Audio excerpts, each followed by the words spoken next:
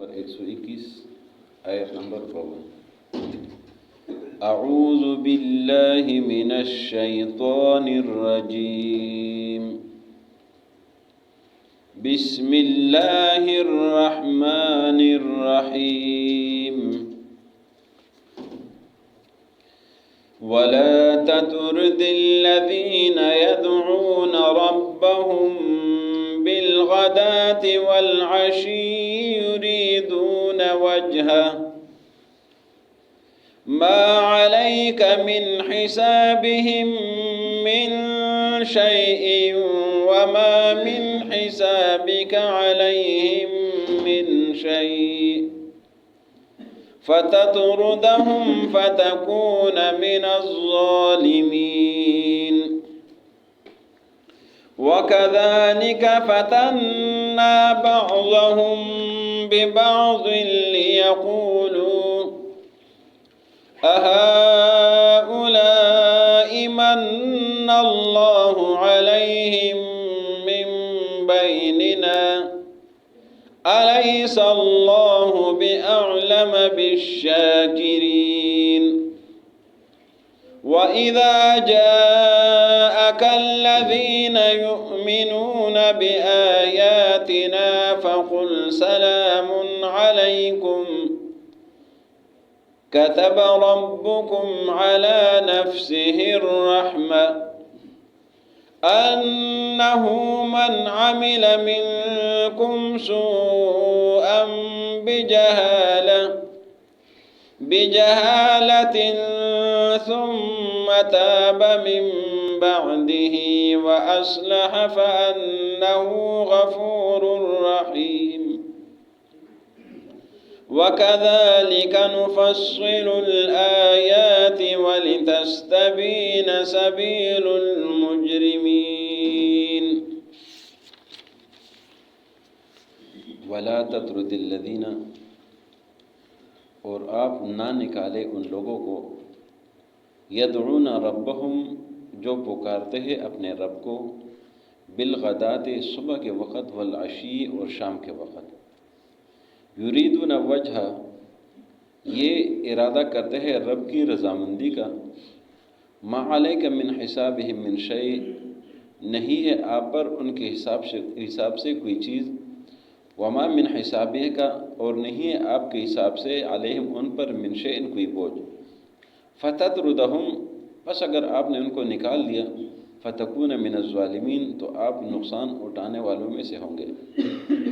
وکذالک، اور اسی طرح، فتنا، ہم نے امتحان کیا، بعضہم، بعض ان کے، ببعضٍ، کچھ دوسرے لوگوں کے ساتھ، لیقولوا، اس لیے کہ یہ لوگ کہے، اہؤلاء من اللہ علیہم من بیننا، کیا ان لوگوں پر اللہ نے ہمارے بیچ میں احسان کر دیا، الیس اللہ، کیا نہیں ہے اللہ، بأعلم بالشاکرین، شکر گزار بندے کو جاننے والا۔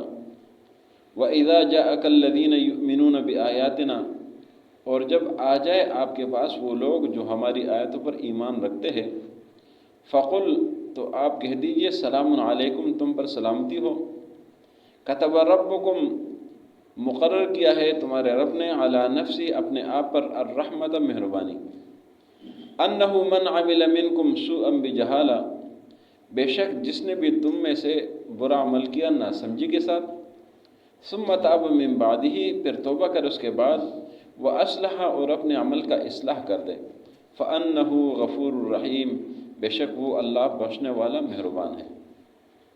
وکذالک نفصل الآیات، اور اسی طریقے سے ہم نے تفصیل سے آیتیں بیان کی ہیں، ولتستبین سبیل المجرمین، اور اس لیے کہ مجرمین کا راستہ واضح ہو جائے۔ یہ سورہ انعام ہے۔ اس سورہ انعام میں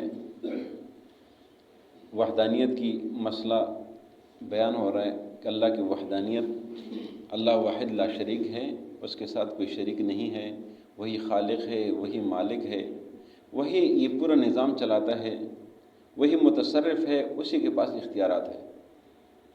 تو جیسا کہ آپ نے پڑھا ہے پچھلے اسباق میں کہ مشرکین نے نبی صلی اللہ علیہ وسلم کے ساتھ لڑائیاں کی، مختلف حیل حجت کی، کبھی کہتے تھے کہ آپ پیغمبر آئے ہیں تو فرشتہ کیوں نہیں آیا؟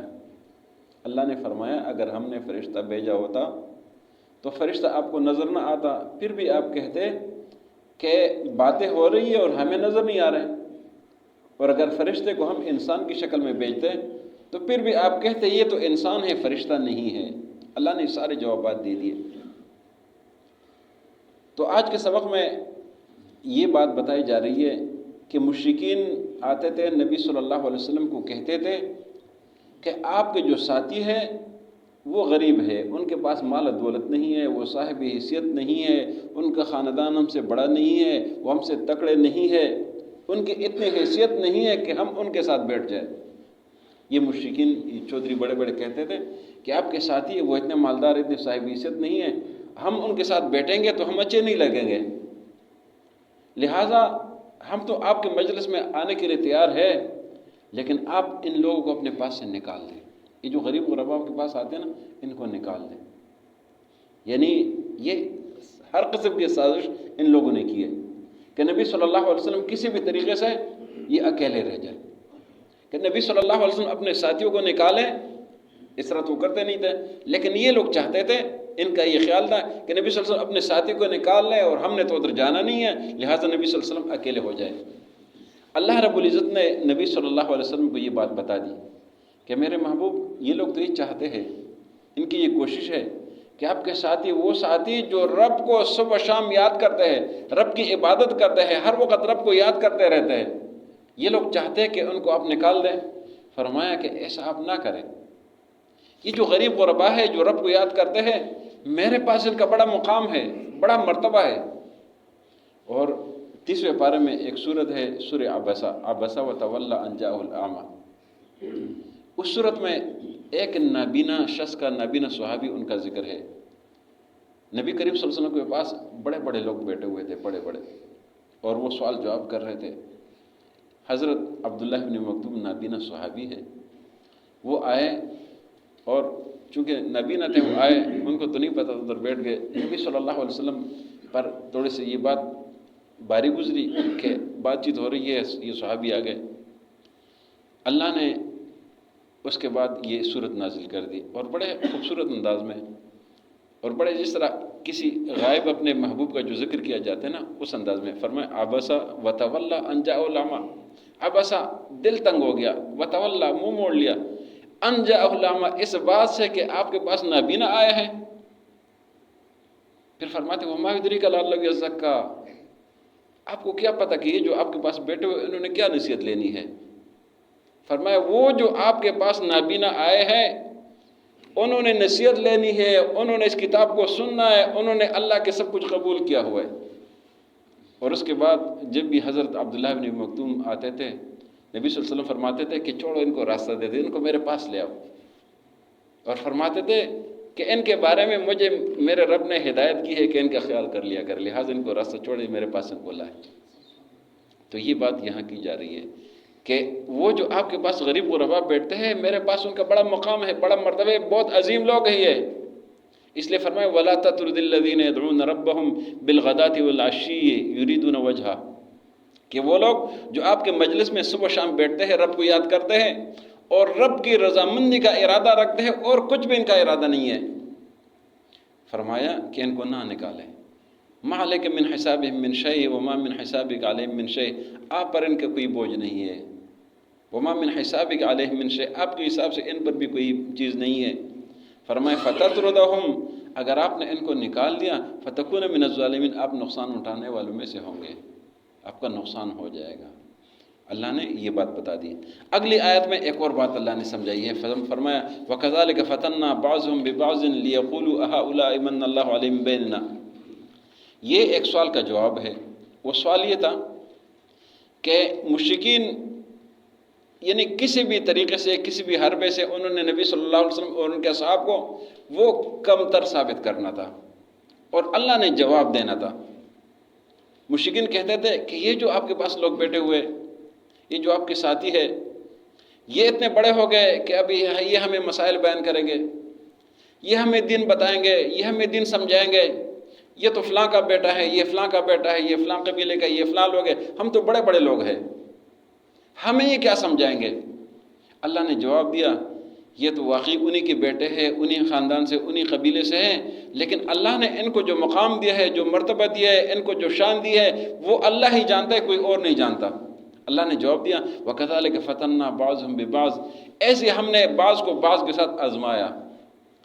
کیوں آزمایا؟ لِيَقُولُوا، اس لیے کہ یہ لوگ کہے أَهَؤُلَاءِ مَنَّ اللَّهُ عَلَيْهِمْ مِن بَيْنِنَا، کہ ان لوگوں پر اللہ نے ہمارے بیچ میں احسان کر دیا، ان کو بڑا کر دیا، یہ بیان کرنے والے بن گئے، یہ قوم کی اقتدا کرنے والے بن گئے، تاکہ یہ لوگ یہ اعتراض کرے۔ اللہ نے جواب دیا أَلَيْسَ اللَّهُ بِأَعْلَمَ بِالشَّاكِرِينَ، کیا اللہ اپنے شکر گزار بندوں کو جانتا نہیں ہے کہ جو رب کا شکر ادا کرتا ہے، رب کی طرف رجوع کرتا ہے، رب کو مانتا ہے، تو اللہ اس کو اس کے حساب سے مقام بھی اعلیٰ عطا فرما دیتا ہے۔ یہ اللہ نے جواب دے دیا۔ فرمایا وَإِذَا جَاءَكَ الَّذِينَ يُؤْمِنُونَ بِآيَاتِنَا فَقُلْ سَلَامٌ عَلَيْكُمْ، یہ اسی بات کا تسلسل ہے۔ یہ تیسری آیت میں اس میں یہ بات بتائی جا رہی ہے کہ میرے محبوب صلی اللہ علیہ وسلم، یہ جو آپ کے اصحاب ہیں، آپ کے جو ساتھی ہے، آپ پر ایمان لائے ہوئے لوگ ہیں، یہ بہت عظیم لوگ ہیں، یہ بہت بڑے لوگ ہیں۔ آپ کی صحبت کی وجہ سے میں نے ان کو یہ مقام عطا کر دیا کہ آپ کے ساتھی آپ پر ایمان لائے، آپ کا ساتھ دیتے ہیں، آپ کا دفاع کرتے ہیں، آپ کے لیے انہوں نے اپنے مال جان سب کچھ قربان کر دیا، تو آپ کی وجہ سے میں نے ان کو بھی مقام عطا کر دیا۔ اور قاعدہ قانون اللہ نے بتا دیا وَإِذَا جَاءَكَ الَّذِينَ يُؤْمِنُونَ بِآيَاتِنَا فَقُلْ سَلَامٌ عَلَيْكُمْ، کہ جب آپ کے پاس یہ آپ کے اصحاب آ جائے، یہ ایمان والے آ جائے، فرمایا فَقُلْ سَلَامٌ عَلَيْكُمْ، آپ نے ان کو کہنا ہے کہ آپ پر سلامتی ہو۔ یہ مقام دے کے، یہ شان دے کے اللہ نے نبی کو بتایا کہ آپ نے ان کو سلام کرنا ہے۔ فَقُلْ سَلَامٌ عَلَيْكُمْ، آپ نے کہنا ہے کہ آپ پر سلامتی ہو، اے میرے اصحاب، اے میرے دوست، اے میرے اوپر ایمان لانے والوں، آپ پر سلامتی ہو۔ اور جن پر نبی صلی اللہ علیہ وسلم سلامتی بھیجے تو ان کا کیا مقام ہوگا؟ یہ بات سمجھائی جا رہی ہے کہ ان کو نکالنا نہیں ہے، یہ بڑے عظیم لوگ ہو گئے، انہوں نے ایمان لائے، انہوں نے محنت کی، اللہ نے ان کو مقام دیا، آپ کی صحبت کی وجہ سے اللہ نے سب کچھ عطا کر دیا، اور آپ ان پر سلامتی مزید بھیج دیا کریں تاکہ ان کا مقام مزید بلند ہو۔